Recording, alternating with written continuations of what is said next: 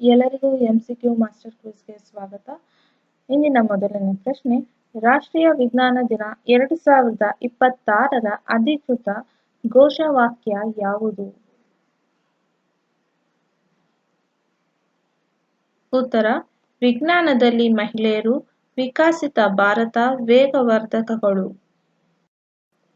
ಭಾರತದಲ್ಲಿ ಪ್ರತಿ ವರ್ಷ ಫೆಬ್ರವರಿ 28ರಂದು ರಾಷ್ಟ್ರೀಯ ವಿಜ್ಞಾನ ದಿನವನ್ನು ಯಾವುದರ ನೆನಪಿಗಾಗಿ ಆಚರಿಸಲಾಗುತ್ತದೆ?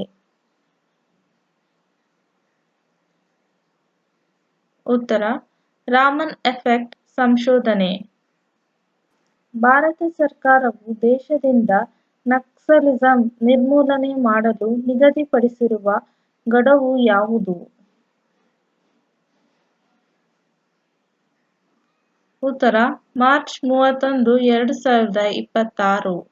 ಇತ್ತೀಚೆಗೆ ಐಐಟಿ ಖರಗ್ಪುರ್ ವರದಿಯ ಹಿನ್ನೆಲೆಯಲ್ಲಿ ಕೇಂದ್ರ ಸರ್ಕಾರವು ಯಾವ ಆಹಾರದ ಫೋರ್ಟಿಫಿಕೇಶನ್ ಅನ್ನು ಸ್ಥಗಿತಗೊಳಿಸಿದೆ? ಉತ್ತರ: ಅಕ್ಕಿ. ಪ್ರಾಹರ್ ಎಂಬುದು ಯಾವುದಕ್ಕೆ ಸಂಬಂಧಿಸಿದೆ?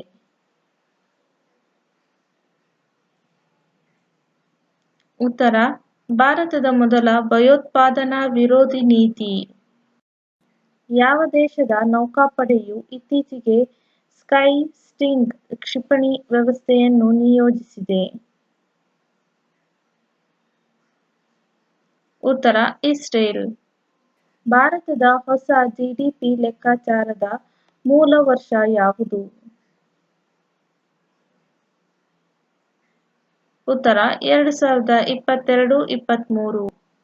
ಫೆಬ್ರವರಿ 2026ರಲ್ಲಿ 7ನೇ ಏಷ್ಯಾ ಆರ್ಥಿಕ ಸಂವಾದ ಎಲ್ಲಿ ನಡೆಯಿತು?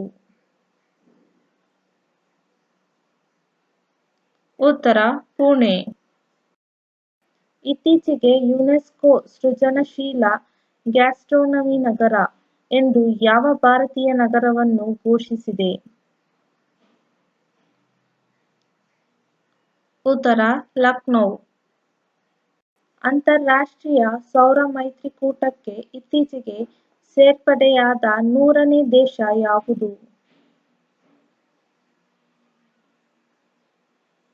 ಉತ್ತರ: ಪನಾಮ. ಸ್ಯಾಟೆ 2026 ಪ್ರವಾಸೋದ್ಯಮ ಮೇಳದಲ್ಲಿ ಕರ್ನಾಟಕವು ಯಾವುದಕ್ಕೆ ಒತ್ತು ನೀಡಿದೆ? ಉತ್ತರ: ಯುನೆಸ್ಕೋ ಪರಂಪರೆ ಮತ್ತು ಕರಾವಳಿ ಪ್ರವಾಸೋದ್ಯಮ. ಬೆಂಗಳೂರಿನಲ್ಲಿ ಫೆಬ್ರವರಿ 26ರಿಂದ ಮಾರ್ಚ್ 2ರವರೆಗೆ ನಡೆದ ಇಂಡಿಯಾ ವುಡ್ 2026 ಯಾವುದಕ್ಕೆ ಸಂಬಂಧಿಸಿದೆ? ಉತ್ತರ: ಮರಗೆಲಸ ಮತ್ತು ಪೀಠೋಪಕರಣ ಉದ್ಯಮ. ಕರ್ನಾಟಕದ ಯಾವ ಜಿಲ್ಲೆಯಲ್ಲಿ ರಾಷ್ಟ್ರೀಯ ದಿವ್ಯಾಂಗ ಕ್ರಿಕೆಟ್ ಹಬ್ಬ ಆಯೋಜಿಸಲಾಯಿತು? ಉತ್ತರ: ಬೆಂಗಳೂರು.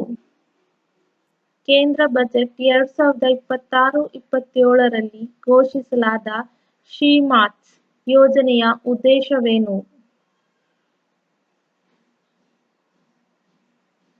ಉತ್ತರ: ಗ್ರಾಮೀಣ ಮಹಿಳಾ ಉದ್ಯಮಿಗಳ ಉತ್ಪನ್ನಗಳಿಗೆ ಮಾರುಕಟ್ಟೆ ಒದಗಿಸುವುದು.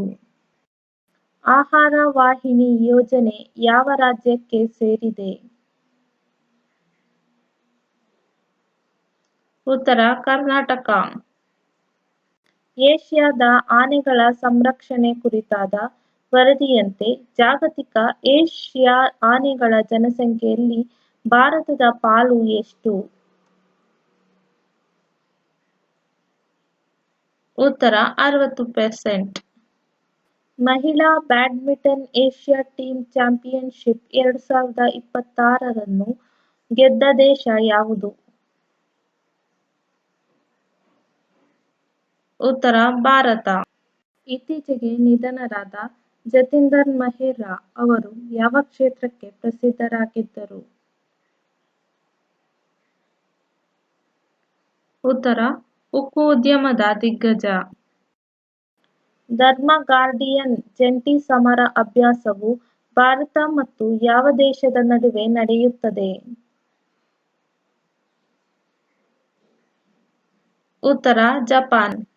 2026ರ ಫೆಬ್ರವರಿಯಲ್ಲಿ ವೀರ ಸಾವರ್ಕರ್ ಪ್ರಶಸ್ತಿಯನ್ನು ಯಾರಿಗೆ ನೀಡಲಾಯಿತು?